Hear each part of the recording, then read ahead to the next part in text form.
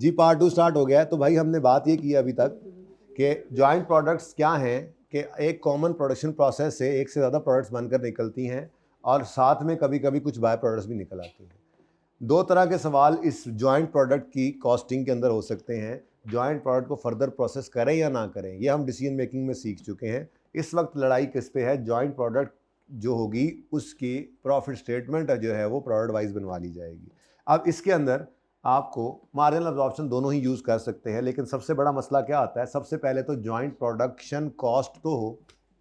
अब ये joint production cost या तो आपको अवेलेबल होगी सवाल के अंदर, या आप प्रोसेस अकाउंट जैसे अभी तक सुबह की क्लास तक बनाते रहे वैसे ही बनाकर ये वाली फिगर निकालेंगे। ये एक्चुअल आउटपुट है। जो पहले एक ही चीज़ हुआ करती थी, अब ये ही एक एक्चुअल आउटपुट जो 4000 लीटर्स के जीज यूनिट्स जो भी बने हैं, ये एक चीज़ नहीं है, ये दो चीज़ें हैं हमारी एग्जाम्पल में, ए और बी, जिसमें ए 3000 और बी 1000 यूनिट्स बनी है। अब मसला क्या पैदा हुआ कि अगर हमने प्रोडक्ट वाइज प्रॉफिट स्टेटमेंट बनानी है तो इस कॉमन कॉस्ट को हमें ए और बी में एलोकेट करना पड़ेगा। ये तो दोनों की इकट्ठी ज्वाइंट कॉस्ट है। ज्वाइंट प्रोडक्शन प्रोसेस से ज्वाइंट आउटपुट और ज्वाइंट कॉस्ट निकली हुई है। ज्वाइंट आउटपुट को तो तोड़ के उन्होंने बता दिया सवाल में, इस ज्वाइंट कॉस्ट को कैसे तोड़े? तो इसके लिए हमने देखा है कि 3 तरह के मेथड्स हमारे पास अवेलेबल हैं। पहला मेथड है इस ज्वाइंट कॉस्ट को हम तोड़ लें यूनिट्स की बेस पर। दूसरा मेथड, इस ज्वाइंट कॉस्ट को हम तोड़ लें रेवेन्यू, टोटल रेवेन्यू की बेस पर। लेकिन रेवेन्यू किसका लेना है? क्वांटिटी प्रोड्यूस का, यानी वही 3000 और 1000 यूनिट्स को हमने अज्यूम किया सेलिंग प्राइस 8 और 6, इसकी बेस पर बांट दें, टोटल रेवेन्यू निकला। इस टोटल रेवेन्यू की बेस पर हमने इस ज्वाइंट कॉस्ट को बांट दिया। और तीसरा तरीका होता है एनआरवी, टोटल एनआरवी की बेस पे बांटना। इसमें हम हर प्रोडक्ट की एनआरवी निकालते हैं, estimated selling price less estimated repair cost वगैरह या कंप्लीशन कॉस्ट वगैरह डाल के एनआरवी पर यूनिट निकल आई, और उसको टोटल यूनिट्स प्रोड्यूस्ड से, अगेन सोल्ड यूनिट्स नहीं लेने, यहाँ पर क्वांटिटी प्रोड्यूस से मल्टीप्लाई करना है, टोटल एनआरवी निकलेगी, इसकी बेस पे हमने इस कॉस्ट को एलोकेट कर दिया। ठीक है जी, तो ये हमारी बात अभी तक हुई है जी। चले जाए। अच्छा, फिर हम ये बात कर रहे थे कि अगर हमें प्रॉफिट स्टेटमेंट बनानी पड़े तो या एब्जॉर्प्शन से या मार्जिनल से बनानी होगी। तो इतनी तफसीली प्रॉफिट स्टेटमेंट नहीं बनानी पड़ेगी, लेकिन हम ज़रा तफसीली बात कर लेते हैं। ठीक है, तो सेल्स रेवेन्यू। अच्छा, अब इम्पॉर्टेंट बात क्या है जी, यहाँ पर जो सेल्स रेवेन्यू लेना है वो selling price into sold units करने हैं या यहाँ भी प्रोड्यूस्ड यूनिट्स? हाँ, यहाँ पर प्रॉफिट स्टेटमेंट बन रही है, यहाँ पे सेल्स रेवेन्यू आना है, तो जो असल में यूनिट्स बिके हैं उन्हीं की सेल्स निकलेंगी ना। यहाँ पे पहले मैंने क्यों यूनिट्स प्रोड्यूस को पकड़ा हुआ था? क्योंकि हम प्रोडक्शन की कॉस्ट को बांट रहे थे ना, तो इसलिए जो यूनिट्स प्रोड्यूस हुए हैं उन्हीं को पकड़ के उन्हीं की सेल्स रेवेन्यू निकाल कर उन्हीं की बेस पे कॉस्ट को एलोकेट कर रहे थे। वो सेल्स थोड़ी ही थी, ये कोई हमारी सेल्स थोड़ी ही, अनलेस के हमारा ओपनिंग क्लोजिंग स्टॉक जीरो हो तो यही प्रोड्यूस्ड और यही सोल्ड बन जाएगा। ठीक है, तो यहाँ पर कितना गया, यहाँ पर थोड़ा सा लिख ना लें, वैसे यहाँ पे मैं लिखता हूँ कि यहाँ पर हमने सेलिंग प्राइस पर यूनिट को सोल्ड यूनिट्स से मल्टीप्लाई करना है, यूनिट्स सोल्ड, ज़रा याद रह जाए आपको। ठीक है जी, और सही है। और जो पहले एलोकेशन के लिए हमने सेल रेवेन्यू निकाला था तो उसमें हमने कौन से यूनिट्स लिए थे? Produced units. ठीक है जी, ओके डन। चलें, ये बात भी आप मिस कर जाते हैं। अच्छा चले खैर। अच्छा जी, अब अगर एब्जॉर्प्शन कॉस्टिंग है तो कॉस्ट ऑफ सेल्स के अंदर ओपनिंग स्टॉक आएगा फिनिश गुड्स का। यहाँ पे अब फिनिश गुड्स का स्टॉक होता है, ठीक है, ओपनिंग स्टॉक फिनिश गुड्स का, और इसमें हम ऐड करते हैं current production cost. Current production cost जिसके अंदर आप यूं भी कह सकते हैं कोई जॉइंट कॉस्ट जो एलोकेटेड निकली है, और कोई मजीद अगर फर्दर प्रोसेसिंग कॉस्ट, इसको डिसीजन हुआ होता है ना, पहले से हुआ होगा इन सवालों के अंदर कि जी ए को मिसाल के तौर पे हम फर्दर प्रोड्यूस करते हैं, तो जॉइंट कॉस्ट यहाँ से एलोकेटेड निकल आई ए की 375, या चलो ये मिसाल के तौर पे 4 लाख, कोई एक बेस होगी। ठीक है, और फर्दर प्रोसेसिंग कॉस्ट भी, क्योंकि ये तो अब ए की प्रॉफिटेबिलिटी निकलनी है ना, तो फर्दर प्रोसेसिंग कॉस्ट भी अगर कोई हो तो वो भी हमने यहाँ पे लिख लेनी है। ठीक है, तो ये जो करंट प्रोडक्शन कॉस्ट है ये हम यहाँ पर ले लेंगे, और क्लोजिंग स्टॉक क्या हो जाता है जी, minus closing stock of finish goods, और बाकी सारे वही उसूल हैं, ठीक है, कि आपका यहाँ पे जो स्टॉक है उसके अंदर टोटल कॉस्ट ही होगी जिसमें एफ एब्जॉर्ब्ड भी फिक्स्ड वाले पड़े होंगे, ठीक है।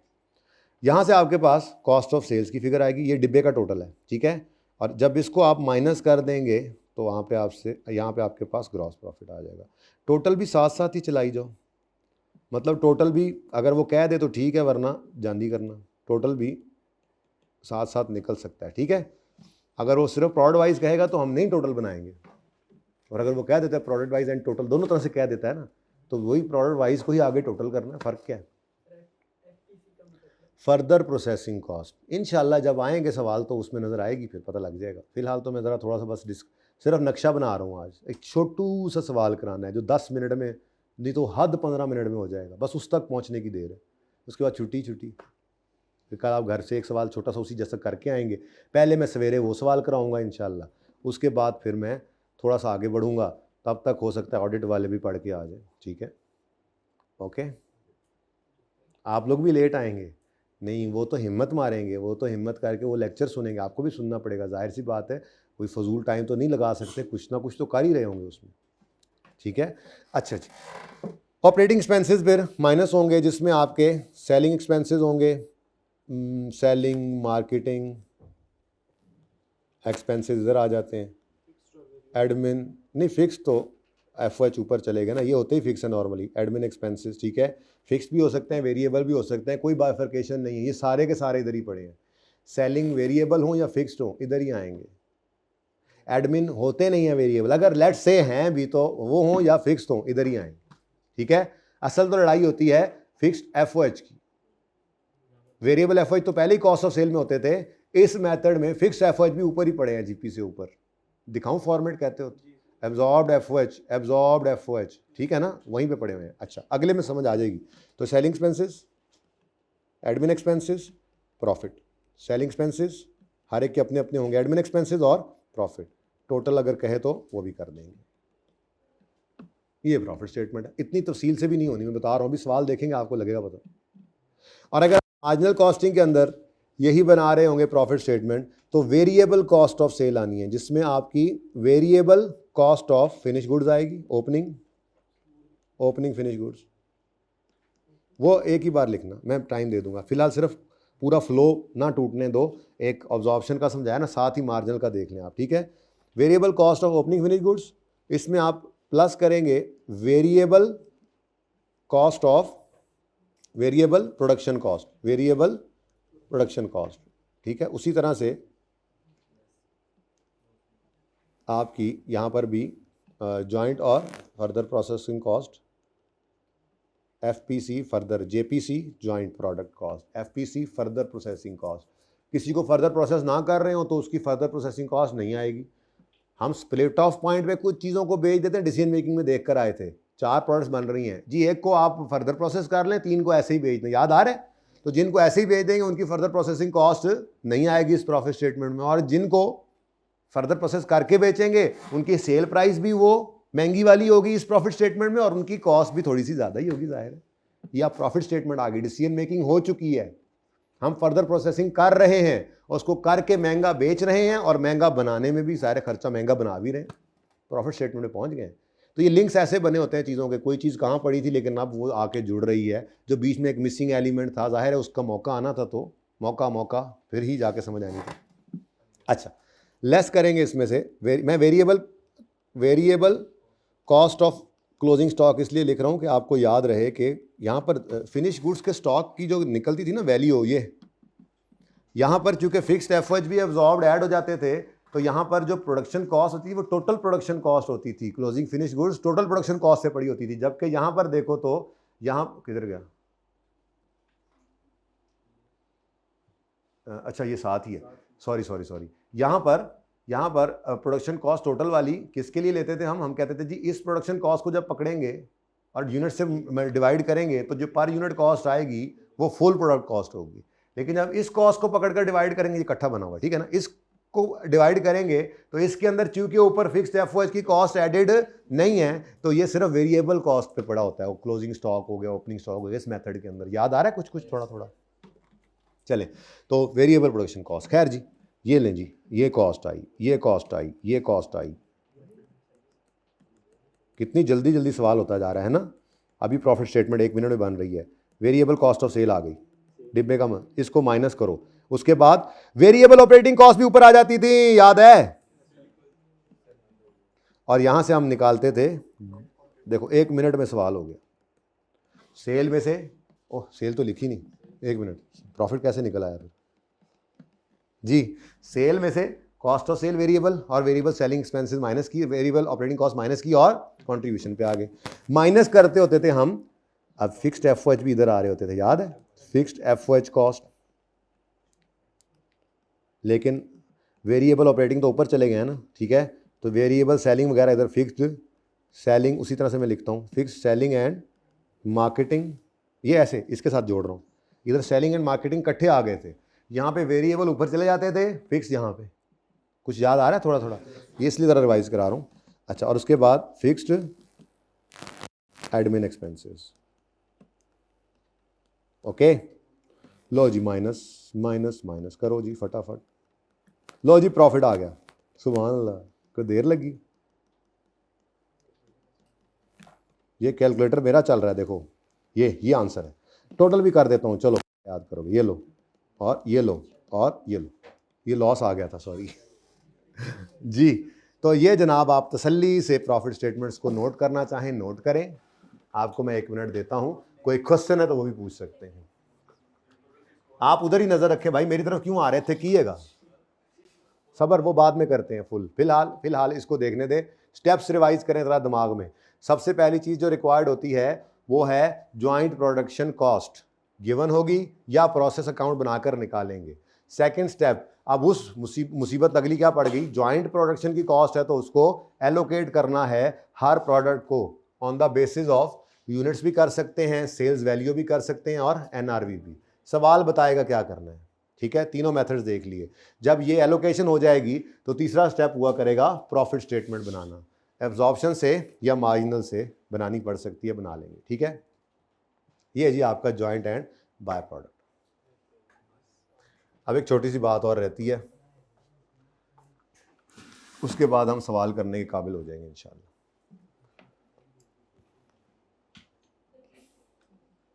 जी मैं हट जाऊं, नोट कर रहे हैं, करें जल्दी करें, करना जल्दी है ज़रा। अच्छा जी, ये बच्चे ज़रा नोट कर लें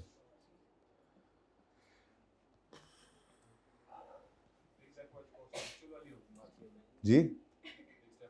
हमेशा एक्चुअली होती है मार्जिनल में, उसके लिए इधर देख लो ना, अभी इधर जगह नहीं है।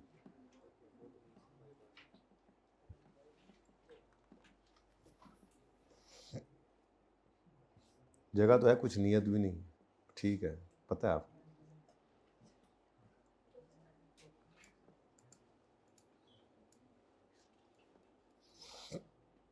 भाई ये सितारे स्तूरे बाद में लगा लेना, सिर्फ अंग्रेजी लिख लो। ये भाई सितारे भी लगाई जा रहा है प्लस माइनस वाले, वो बाद में कर लेना यार।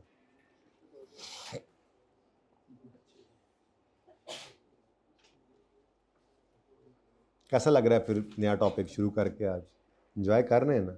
ऐसे ही बोरियत शुरू हो गई थी, अब उसमें कोई नया काम ही नहीं था, वही प्रोसेस अकाउंट, वही सब कुछ ऐसे ही। मैक्सिमम जो शुगर लग सकता था वो सुबह हमने लगा लिया। मटेरियल दूसरे प्रोसेस में 60% बाद जाके हो रहा था, उससे ज़्यादा कोई शुगर है नहीं। लें जी सारे वाले आ जाएं आगे, बल्कि यूँ कर लें, ये स्टेप्स हैं जी तीनों। ये सवाल नॉर्मली इन स्टेप्स के साथ ऑपरेट कर रहा होगा। स्टेप 1 में कैलकुलेशन करनी पड़ सकती है या गिवन होगी जॉइंट प्रोडक्ट कॉस्ट, फिर उसकी एलोकेशन और फिर उसकी प्रॉफिट स्टेटमेंट। आपके दिमाग में फॉर्मेट बन जाए, नक्शा बन जाए, तो फिर आधे से ज़्यादा नंबर तो आप ले ही लेते हैं।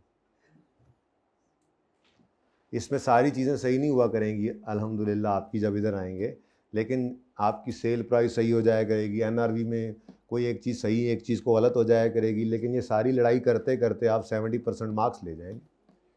सारा सवाल तो सही करने की ज़रूरत भी नहीं होती पास होने के लिए। अगर आपकी इजाज़त हो तो अगली बात करूं, पहले सुन लें फिर सामने मैं शो करूंगा, जो लिख के शो मारूंगा। फिर फिलहाल एंड नॉर्मल लॉस का अकाउंटिंग ट्रीटमेंट हमने क्या सीखा हुआ है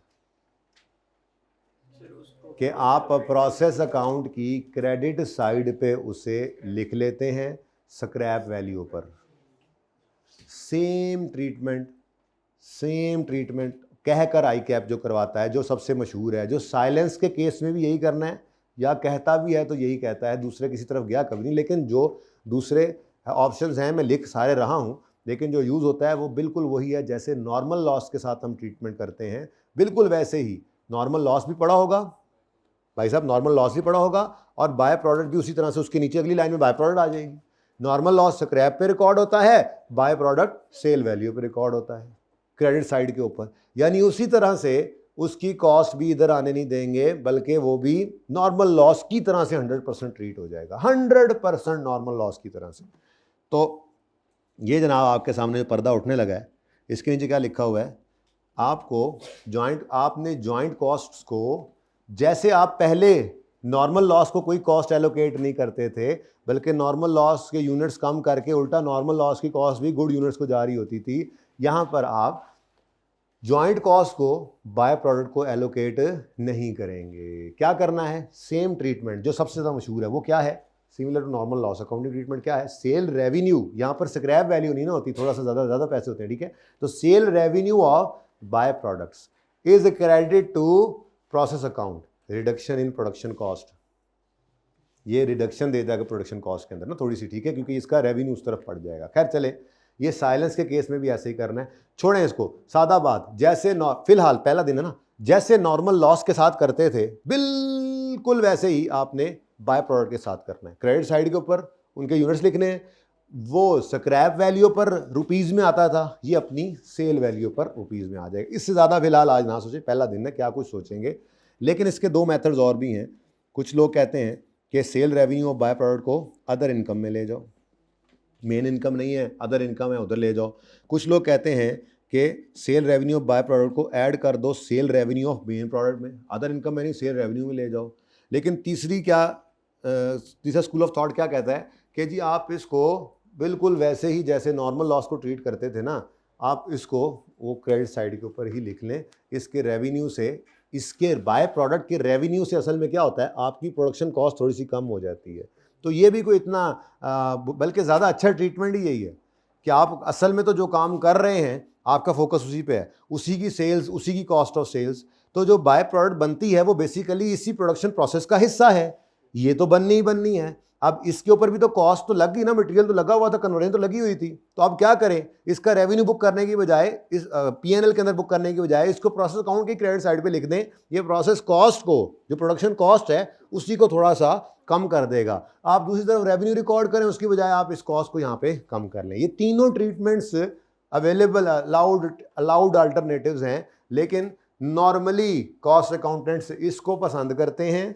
आई कैप नाम लेकर यही वाला काम करवाता है, या खामोश रहता है तब भी हम यही काम करते हैं, ठीक है। और ये क्या है, ये 100% सिमिलर है किसके, नॉर्मल लॉस के। कोई फ़र्क नहीं है, कोई आपकी ज़िंदगी में नई चीज़ नहीं आएगी, बस नाम बदल गया, ठीक है। इसको नोट करें और फिर पहला सवाल करते हैं, फिर छुट्टी करते हैं। मेरा 10 मिनट का टारगेट है, 15 मिनट लगा लेना, इससे ज़्यादा नहीं लगाने। वैसे फिर आपने ऐसे चाय ना मांग लेना, ज़्यादा टाइम हो जाएगा। अच्छा, मांगने वाले मांगते रहते हैं जी।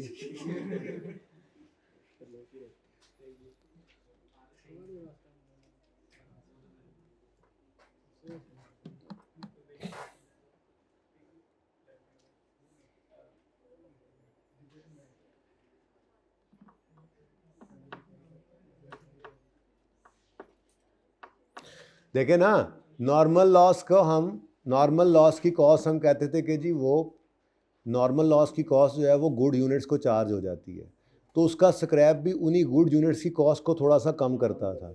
बिल्कुल ऐसे ही बाय प्रोडक्ट की कॉस्ट भी गुड यूनिट्स को चार्ज हो जाएगी जब हम वो यूनिट्स नहीं लेंगे आउटपुट में, लेकिन उसकी सेल रेवेन्यू फिर उसी कॉस्ट को कम कर दे जिधर इन यूनिट्स को आपने रखा हुआ है, ठीक है ना जी। जिसमें भी आ जाए, बाय प्रोडक्ट पहले प्रोसेस में आ जाए तो पहले में ले लेना। बाय प्रोडक्ट ज़रूरी तो नहीं है कि आखिरी प्रोसेस में आए, आपके 3 प्रोसेस हैं, हो सकता है हर प्रोसेस में बाय प्रोडक्ट आ रही हो और हर प्रोसेस में नॉर्मल लॉस आ रहा हो, फ़र्क क्या पड़ता है? नहीं, आप जिसमें आए उसी में ही चार्ज करते जाए, वहाँ पर प्रोडक्ट की कॉस्ट कम होती जाएगी और कम कॉस्ट आगे आती जाएगी। जिस प्रोसेस के अंदर आपको नॉर्मल लॉस आता था, क्या आप उसको अगले प्रोसेस में ले जाते थे? तो फिर जिस प्रोसेस की बाय प्रोडक्ट होगी उसको भी उसी प्रोसेस के अंदर नॉर्मल लॉस के नीचे लिख लेना ना, as it is, copy paste, बस नॉर्मल लॉस की जगह पे लफ्ज़ लिख देना बाय प्रोडक्ट और स्क्रैप वैल्यू की जगह लिख देना at the rate of sale value. Units आ जाएंगे। और अगर कोई सेल वैल्यू नहीं होगी बाय प्रोडक्ट की तो फिर डैश लगा देना। कोई चेंज नहीं, कोई चेंज नहीं, जिंदगी रावी चैन ही चैन लिख रहा है आज तो। कितना एंजॉय कर रहे हैं वैसे आप लोग, है ना? नया टॉपिक शुरू हो गया और लग रहा है कुछ शुरू ही नहीं हुआ। लॉस, नॉर्मल लॉस आता है, अब नॉर्मल लॉस भी आता है, एवरीथिंग इज सेम, कोई चेंज नहीं है। एक चीज़ नई ऐड हो गई है, वो नई चीज़ क्या ऐड हुई है, यहाँ पर अभी सवाल आएगा ना, यहाँ पर बाय प्रोडक्ट भी आ रही होगी। तो जैसे यहाँ यूनिट्स लेकर यहाँ स्क्रैप लेते थे नॉर्मल लॉस की, यहाँ यूनिट का सेल वैल्यू ले लेना, ठीक है? सही है, अभी आएगा इंशाल्लाह, सवाल तो आने दो। कोई चेंज नहीं है, कोई चेंज नहीं, 100% सेम। चेंज क्या है, एक तो बाय प्रोडक्ट आ जाएगी, बिल्कुल नॉर्मल लॉस की तरह ट्रीट होगी। दूसरा, ये कॉमन कॉस्ट होगी 2-3 चीज़ों की, पहले जो एक की होती थी तो उसको बांटने का तरीका बताया, और तो कुछ चेंज ही नहीं किया मैंने भाई। वही प्रोसेस अकाउंटिंग चल रही है जो पहले चल रही थी। इसीलिए इस टॉपिक को इसके साथ ही मिलाकर मैं तो मतलब पढ़ाता होता हूँ। ये चैप्टर का नाम भी मैंने क्या रखा हुआ देखें, मतलब इकट्ठा ही किया हुआ है ना इसको। क्या चैप्टर का नंबर क्या है, ज़रा जाके देखो। नहीं नहीं नहीं नहीं नहीं नहीं नहीं नहीं नहीं, चैप्टर नंबर बताओ। आई कैप ने 8 में प्रोसेस कॉस्टिंग और 9 में जॉइंट प्रोडक्ट की अकाउंटिंग सिखाई हुई है। मैंने इनको इकट्ठा करके नोट्स बनाए हैं और इकट्ठे करके सवाल है और इकट्ठे करके सॉल्व करवा रहा हूँ, क्योंकि ये हैं ही इकट्ठे, आपके सामने ही है, कोई चेंज है ही नहीं, ठीक है? हैं भी उनके भी साथ साथ ही हैं, उन्होंने अगला चैप्टर उसी के साथ ही शुरू कर दिया। नहीं दिखाऊंगा, अच्छा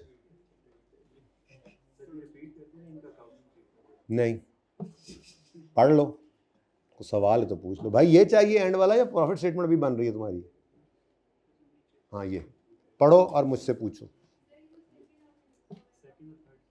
सेकंड और थर्ड को छोड़ दो, ये समझ आ रहा है?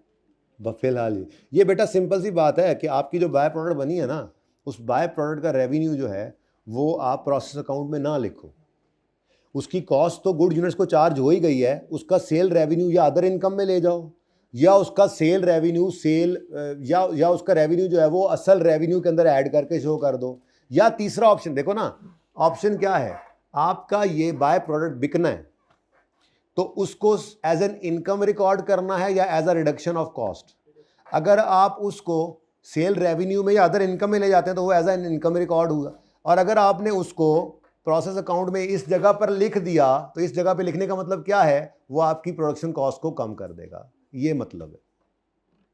कुछ पल्ले पई गल नहीं पवेगी तो ये चीज़ें बस स्टेप्स याद रखना, सवाल पास फिर भी हो जाओगे।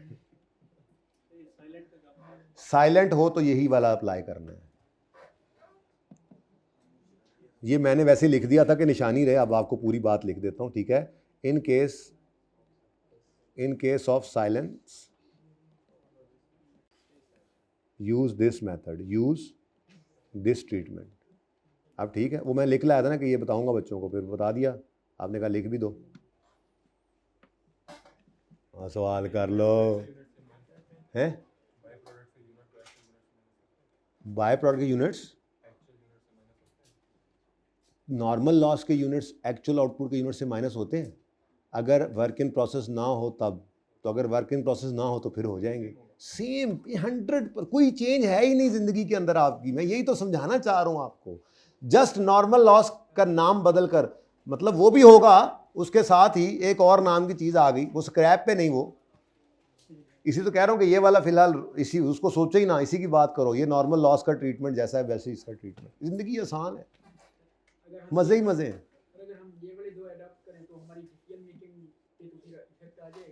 जी बेटा,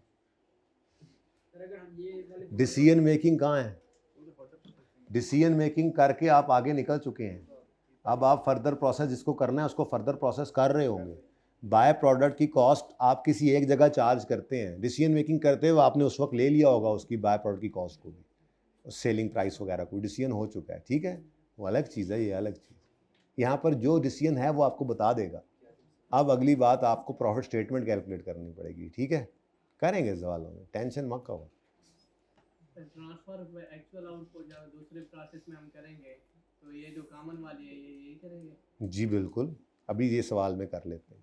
प्रोसेस 1 में से एक ही चीज़ निकल कर प्रोसेस 2 में जाएगी, वहाँ से फिर प्रोसेस 2 की आउटपुट 2-3 चीज़ों में बदलेगी, ठीक है। सवाल करते हैं ना, अब सवाल का अभी मैंने सवाल नहीं कराया यार, मैंने गपशप लगाई है, वास्ता जो सवाल कर लो। एक केड़ी तस्वीर हूँ तू खिंचनी हाले, ये वाली सोया हुआ था पहले, हाँ बस जी। क्वेश्चन नंबर 21 आपका होमवर्क है, पहले तो लिखें। क्वेश्चन नंबर 20 में पढ़ें क्या कहता है। Calculate joint processing costs. ओ ये भी कैलकुलेट करनी पड़ेगी, मतलब प्रोसेस अकाउंट बनेगा।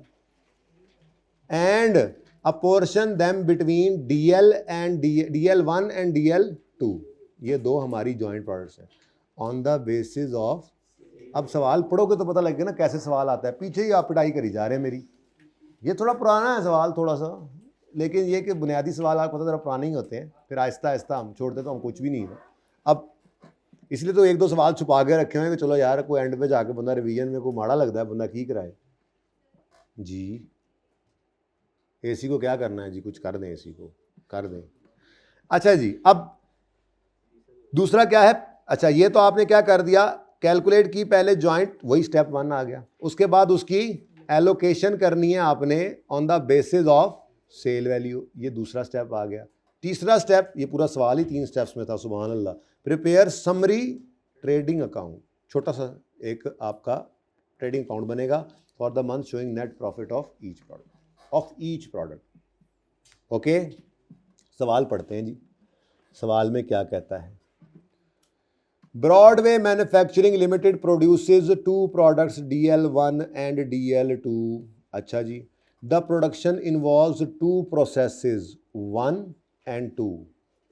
अच्छा अब ये जो 2 प्रोडक्ट्स बनती हैं मेरे हिसाब से तो ये 2 में बननी चाहिए, बाकी सवाल आगे बताएगा, ठीक है। The following data is available in respect of production during the month of August. Material issued, 2 processes हैं। प्रोसेस 1 में मटीरियल इतना इशू हुआ, ये रुपीज़ हैं, इतनी कन्वर्जन कॉस्ट लगी, ठीक है। और इसी तरह से मटेरियल इशूड प्रोसेस 2 में भी हो रहा है, और उसके बाद आपकी कन्वर्जन भी लग रही है, और सही है। अच्छा ये तो रुपीज़ में आ गया डाटा। अगली बात, ये वही है जो आपको डेबिट साइड पे नज़र आता है प्रोसेस अकाउंट की, मटेरियल, वेजेस, ये सारा debit side of process account, ऐसे ही है जो डेबिट आप कॉपी पेस्ट करते हैं। Next, during the month of August, अगस्त का ही महीना है ना, material issued to process 1 and process 2 were इतने टॉन्स एंड इतने tons respectively. The cost of output of process 1 is charge to process 2। लग गई समझ कि 2 प्रोसेस हैं, प्रोसेस 1 की जितनी कॉस्ट है वो प्रोसेस 2 के लिए इनपुट बन जाती है, और फिर ये DL1 DL2 प्रोसेस 2 से निकलती होंगी, जाहिर सी बात है।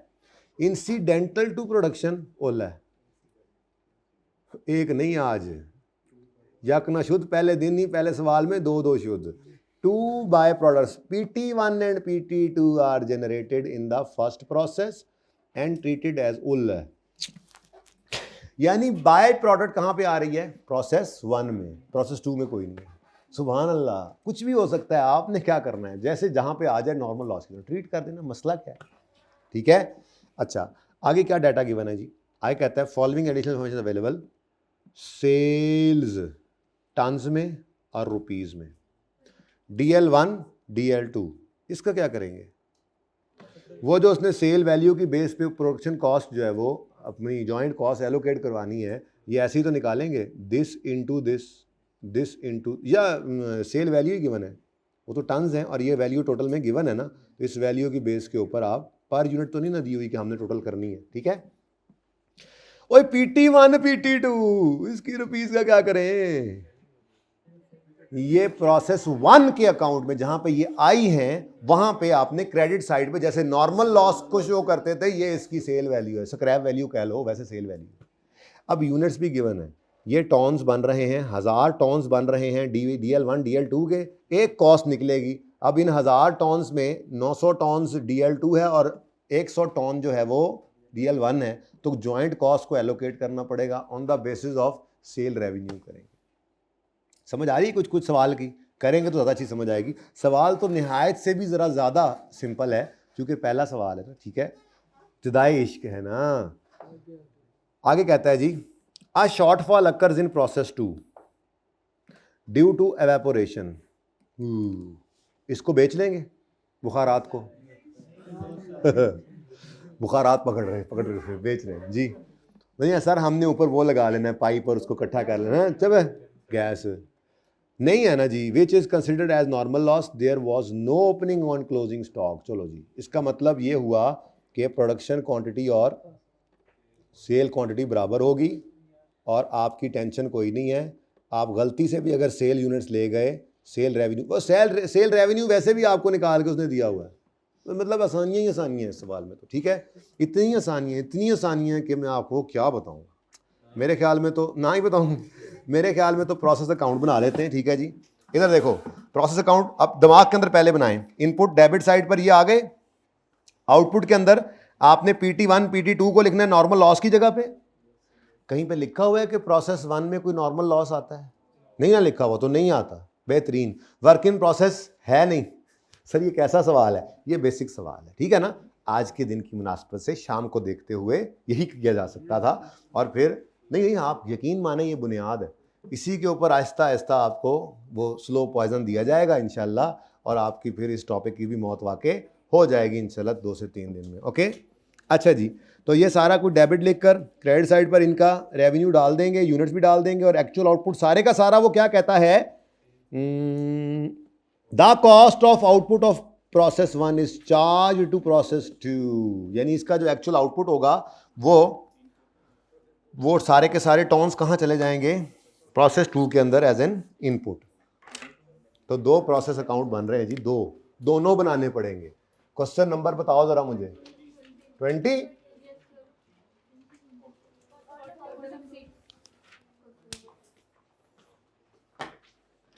ना चले ये मार्कर तो तुम्हारी खैर नहीं जी। कौन सा? Autumn Broadway.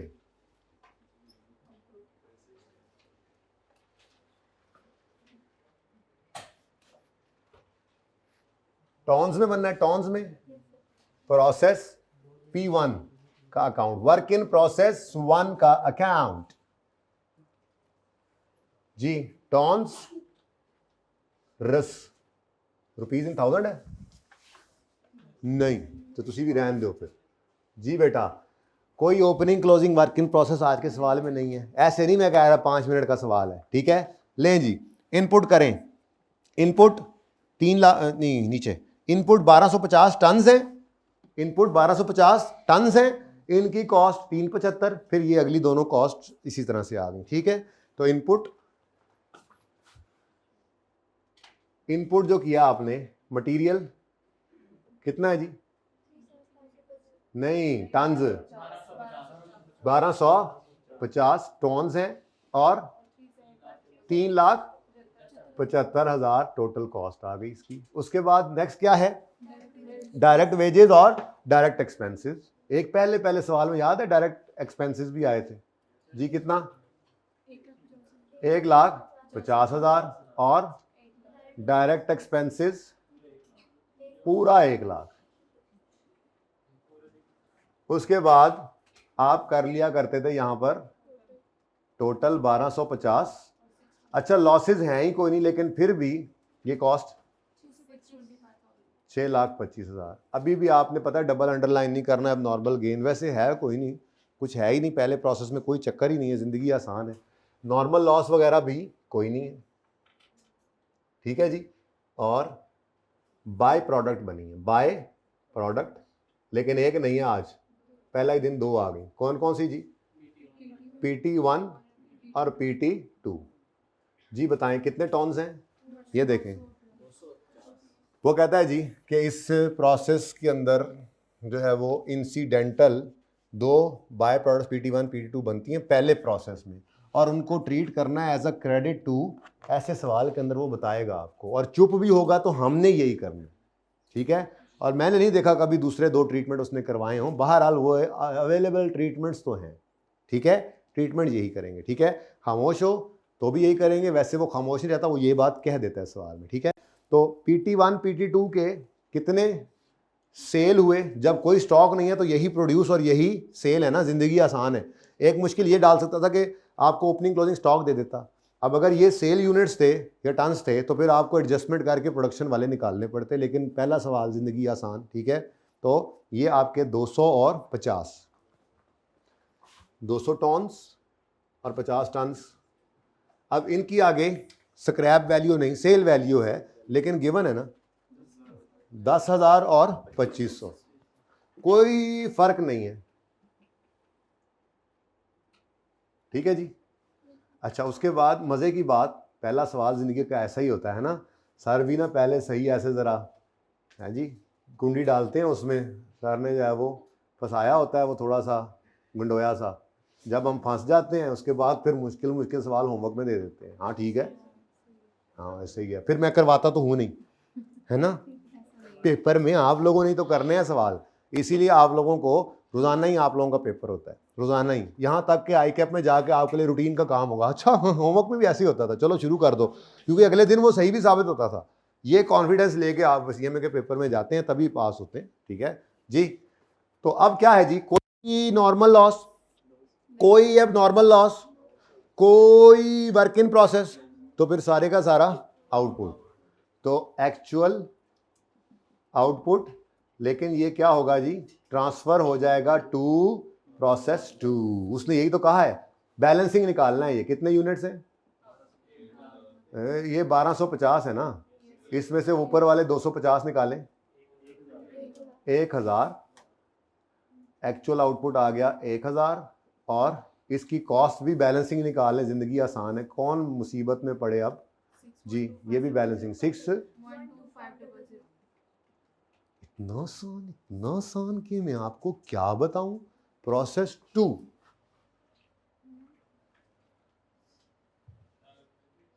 चुप चुप,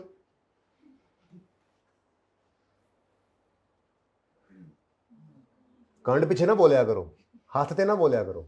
अच्छा जी बेटा, 1 मिनट में इधर ये लिख लूं, फिर मैं आपके सवालात लेता हूं और उनके जवाबात देने की कोशिश करूंगा। ये आउटपुट इधर बन गया इनपुट, ठीक है। तो ये क्या है जी, मटेरियल रिसीव जिसको लिखते थे, इनपुट लिख दो, इनपुट फ्रॉम प्रोसेस 1, कितने टॉन्स, 1000 टॉन्स, 6,12,500, 500 जी बेटा। अब पूछें, क्या पूछ रहे हैं आप,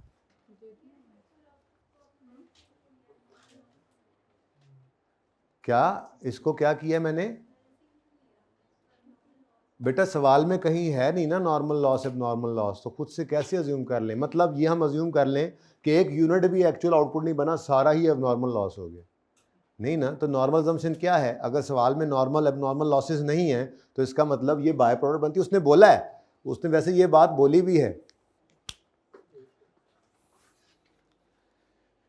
A shortfall occurs in process 2 due to evaporation which is considered normal, बस कहाँ पे अकर होता है शॉर्टफॉल, प्रोसेस 2 में। प्रोसेस 1 में कहीं बोला उसने नॉर्मल लॉस, कोई अब नॉर्मल लॉस, कोई वर्क इन प्रोसेस नहीं है, जिंदगी आसान है। तो समझ लो ना, मैंने आपको पहले ही कहा है, आप जंग लड़के आ रहे हैं प्रोसेस अकाउंट के साथ, ये तो कुछ भी नहीं है, ये तो ऐसे ही आप उसको करके देखें और वो गिर जाए, ये वो है, ठीक है ना। अभी आगे जाके ये भी गुस्से में आएगा थोड़ा सा, ठीक है, सही है, चलें आगे जी बेटा। कौन सी चीज, ये 1000, ये भी बैलेंसिंग है, ये रुपीज में से बैलेंसिंग है। या अल्लाह, या मैनू चक ले तो या मैनू ना ही चक जी। अच्छा, ज्यादा आसान सवाल करवा दिया सर। अच्छा, और यार पहला सवाल यही होता है यार, खुदा के बंदे, पहले दिन थोड़ा ही आप लोगों को भगाना है। अभी तो वही है, कुंडी डाली हुई है। अच्छा जी बेटा, इनपुट आ गया, कोई ओपनिंग वर्क इन प्रोसेस है इधर देखो, इस प्रोसेस में कोई क्लोजिंग है? आ जाएगा ना इंशाल्लाह कल से फिर, ठीक है, फिलहाल तो यही है। नेक्स्ट ले जी, अब मटेरियल एडेड, आवाज बंद हुई थोड़ी सी, material material material added 230 tons, input 1000 आ चुका है, 230 टन यहां से ऐड हो जाएंगे और उसकी कॉस्ट 1 लाख, 2 लाख और 1 लाख। ठीक है जी, शुरू हो जाओ। यार इसको जरा ऊपर लिख लूं मैं, input from process 1000 tons, 612 500, opening work in process तो है नहीं, जरा ऊपर चले जाओ भाई तुम तीर साहब। ले जी, उसके बाद इनपुट इन P2, क्या क्या इनपुट हुआ जी? मटेरियल एडेड कितना जी? 230 टन, 1 लाख इसकी कॉस्ट है। उसके बाद डायरेक्ट वेजेस, मुझे पता है आसान सवाल है, मैंने पहला दिन आसान सवाल ही कराना था, कल खुशी खुशी आओगे संडे पे, मुश्किल सवाल कल करने हैं, छुट्टी करोगे तो परसों कुछ समझ नहीं आएगी जी। 2 लाख और उसके बाद डायरेक्ट एक्सपेंसेस 1 लाख। यार इतना आसान सवाल, इतना आईके अपने कहां से ढूंढा होगा इतना आसान सवाल? एग्जैक्टली हाँ, मेरी अटेम्प्ट का, मेरी 2003 की मैट्रिक है भाई, उस वक्त तो मुझे मेरे वहमो गुमान भी नहीं था मैं सीए करने आ जाऊंगा, पता नहीं, सोचा भी नहीं था। ये जो सोच के आते हैं पता नहीं उनसे होता है या नहीं होता, मेरे वर्गे ही आंदे ने मेरे ख्याल से, बाद में आके बता दो यार कितने फंस गए, और यार अच्छे से पढ़ना पड़ेगा। अच्छा चले चुप, सारों को नहीं बताते ये बातें। अच्छा जी, अब बच्चों नॉर्मल लॉस है, अब नॉर्मल लॉस है तो कितने परसेंट है जी? हाँ, अब नॉर्मल लॉस की कोई परसेंटेज नहीं है, तो आउटपुट तो गिवन है ना, DL1 DL2 100 और 900, DL1 और, लेकिन मैं अपनी नॉर्मल लॉस की जगह नहीं छेड़ता वरना आप कहेंगे पता नहीं कहाँ गया। ठीक है, ये अब क्या है? Actual output. ये एक्चुअल आउटपुट कितनी है इधर देखो, DL1 प्लस DL2, मैं यूं लिखूंगा ताकि आपकी एग्जांपल जैसा बन जाए। ठीक है, DL1 कितना है जी? 900 100 और DL2 900। ठीक है जी, ये मैंने आपके लिए वैसा ही लिख दिया। ठीक है, ये कितना बन गया? 1000। अब टोटल है 1230, अगर 1230 में से 1000 आउटपुट आई है तो 230, लेकिन ये क्या है? एवेपोरेट हो गया है, इसकी कोई स्क्रैप वैल्यू हो सकती है? टोटल 101। आप तो पता नहीं कैसे कैसे करके ये निकालते थे, पहला सवाल तो हादसा ही था, मैंने कहा था सवाल पे पहुंचो हादसा निकल जाएगा। तो ये बैलेंसिंग निकाल रहा हूं बेटा, सब देख लें, 1012500900। अच्छा जी, टेलीफोन इधर आ जाओ। यहां पे मैंने आपको पहुंचा दिया जहां पे आपको मैंने सारी एग्जांपल घुमा के दिखाई थी। तो ये कुछ हो सकता है कभी कि आपको ये काम करना पड़ जाए जैसे आपको करना पड़ा है। ठीक है, अब इसमें मुश्किल करेगा तो एक प्रोसेस अकाउंट में रखेगा तो ये कॉस्ट दे देगा, और जैसे आप प्रोसेस अकाउंट बनाते आए हैं, मुश्किल से मुश्किल प्रोसेस अकाउंट आपने बना लिया है, तो वो अब मसला नहीं है, अब लड़ाई ही आगे की शुरू हो रही है। तो सारी लड़ाई अब हमने इससे आगे लड़नी है असल में, लेकिन कभी कभार ये लड़ाई लड़ के आगे जाया करेंगे, कभी कभार ये लड़ाई ही शदीद होगी, अगली जो है वो छोटी सी लड़ाई होगी, कभी कभार ये लड़ाई ऐसे आसान सी होगी, अगली लड़ाई मुश्किल हो जाएगी। बहरहाल यही है सारी कहानी जो आपके सामने है, लेकिन अभी सवाल पूरा नहीं हुआ। स्टेप 1 आ गया हमारे पास, स्टेप 2 क्या है? एलोकेशन करनी है, और एलोकेशन करनी किस पे है? सवाल ने कहा है सेल वैल्यू के बेस पे। ठीक है, तो allocation of joint cost sale value की बेस पे करनी है, तो सेल वैल्यू निकाल लेते हैं इधर। Allocation of joint production cost on the basis of on sale value basis.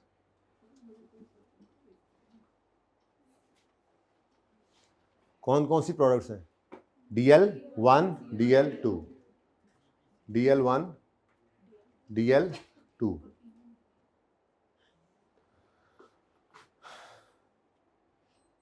Production के, बल्कि सेल वैल्यू नहीं निकाल लें, सेल वैल्यू डायरेक्ट लिख लो, sale value of units produced, ताकि आपका फॉर्मूला ज़रा आपको याद हो।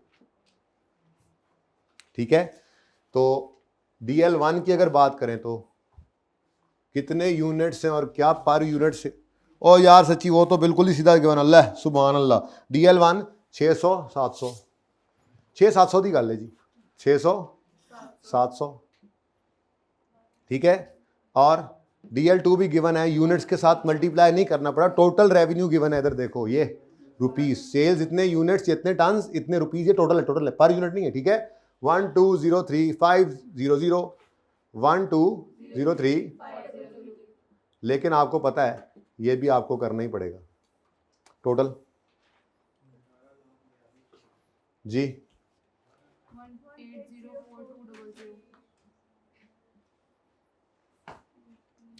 ये जनाब आपका पार्ट ए है। क्या क्या मांगा था उसने, कैलकुलेट जॉइंट प्रोडक्शन कॉस्ट, तो इसके लिए आपने ये पार्ट ए बना लिया। And apportion them between DL1 DL2, point A, part A ही चल रहा है। लो जी, ये हमने अपॉर्शन कर दिया जॉइंट प्रोडक्शन कॉस्ट को। ठीक है, अब पार्ट बी क्या है, पार्ट बी है समरी ट्रेडिंग अकाउंट बना दो। मैं ऐसे ही प्रॉफिट स्टेटमेंट लिख लूँ, ज़रा अजीब सा नाम लिखा हुआ, ज़रा आपको याद रहेगा, प्रॉफिट स्टेटमेंट। हाँ वो कर देता हूँ, अभी कर देता हूँ। DL1 और DL2 टोटल उसने कहा नहीं है तो बनाने की ज़रूरत नहीं है। तो सेल्स रेवेन्यू हम उठाएंगे, और सेल्स रेवेन्यू सवाल के अंदर हमें गिवन है, ये वही वाला सेल रेवेन्यू था 600 700 और 1203। लेकिन अब हमें जो टोटल कॉस्ट थी जितनी भी निकली है उसको हमने एलोकेट करना है, और करना है सेल्स वैल्यू की बेस पर। ठीक है, तो जॉइंट प्रोडक्शन की कॉस्ट को हम पकड़ लेंगे, ये इसको हम एलोकेट कर देंगे। तो allocation of joint production cost. ठीक है, अब इसमें पहले हम DL1 के लिए करते हैं काम। DL1 जी बेटा, टोटल कॉस्ट कितनी है 1012,500, 1012,500, ये हमें रिक्वायरमेंट ए से मिली है। ठीक है, इनटू अब 600 700 डिवाइडेड बाय दिस, तो 600 700 डिवाइडेड बाय टोटल 1804200 जी, 33707 डन। उसके बाद किसकी, DL2 की बारी। तो DL2 को यही टोटल कॉस्ट जो जॉइंट प्रोडक्शन कॉस्ट है ये एलोकेट करनी है, जो हमें पार्ट ए से मिली है। अब इसके लिए 1203500 divided by this, 1203500 divided by 1804200, 675393। Total बराबर हो गया।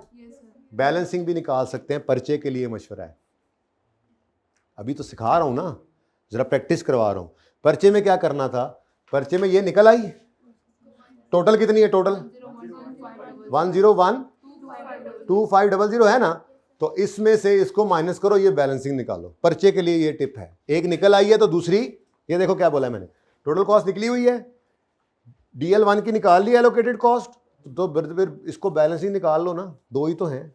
पर्चे में ये टाइम ज़ाया नहीं करना, ये तो अभी सिखाने का ज़माना है ना, इसलिए सिखाया। लेकिन सर उससे कंफर्म नहीं होगा कि हम ना हो बैलेंस निकाल लो। ठीक है, कंफर्म तुम्हें हो भी जाए तो तुमसे कुछ नहीं होना अगर तुम्हें अच्छा अब प्रॉफिट स्टेटमेंट उसने बी रिक्वायरमेंट जो मांगी है, इसके लिए मुझे जॉइंट प्रोडक्ट कॉस्ट तो मिल गई है, लेकिन ये भी एक मुसीबत थी जो मैंने अभी तक बिल्कुल इग्नोर की हुई थी। ये पैकिंग कॉस्ट जो है ये हमारी मूड पे डिपेंड करता है कि पैकिंग कॉस्ट को हम प्रोडक्शन कॉस्ट का हिस्सा बनाएं या आगे जाके सेलिंग का। लेकिन फ़िलहाल लड़ाई है कोई नहीं, फ़िलहाल तो प्रॉफिट स्टेटमेंट उसने बोली है और ये भी वेरिएबल कॉस्ट ही है हमारे लिए, ठीक है। तो बस मैं 2 स्टेप्स में, पहले मैं एलोकेटेड जॉइंट कॉस्ट निकाल लेता हूँ और उसके बाद पैकिंग कॉस्ट माइनस कर देता हूँ, सिंपल, ठीक है। तो एलोकेटेड लेस कर दें, एलोकेटेड, वहाँ पे एलोकेशन की, यहाँ पे एलोकेटेड लेकर आ रहा हूँ, ठीक है।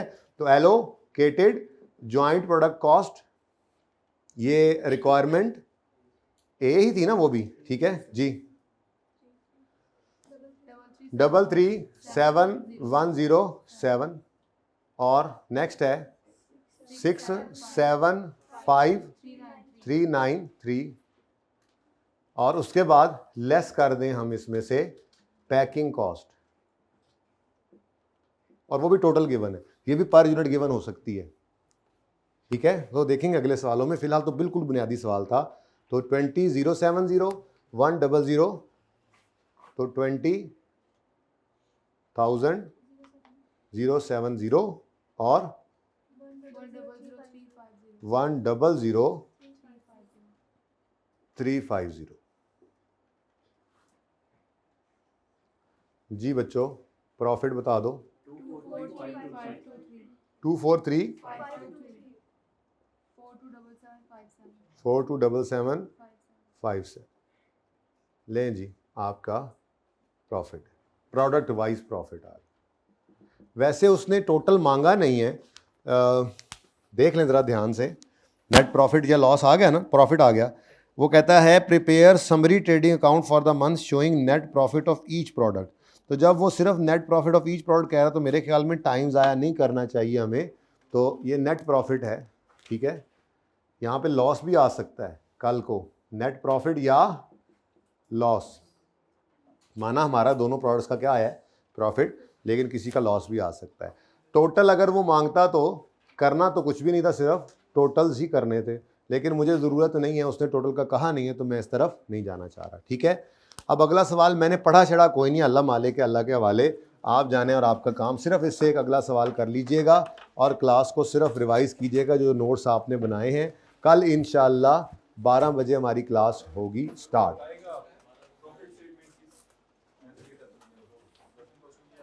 अभी तो फिलहाल उस लड़ाई में हम पड़े ही नहीं, ओवरहेड्स आएंगे तो फिर बता दूंगा, ठीक है जी बेटा।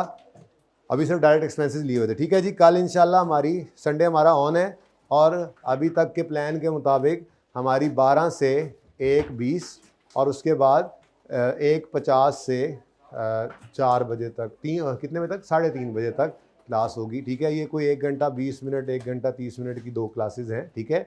ये कल संडे ऑन है। बाकी ऑडिट वाले मेरे पास रुक जाएं, उनके साथ सलाह करते हैं, अगर चेंज हुआ तो फिर मैं मैसेज कर दूंगा, ठीक है। कल क्लास है जी, जो घर पे ये लेक्चर सुन रहे हैं कल प्लीज़ आ जाइएगा, क्या पता कल नेट बंद हो जाए, ठीक है जी। तो आप क्लास फिजिकली लीजिएगा। अल्लाह हाफ़िज़।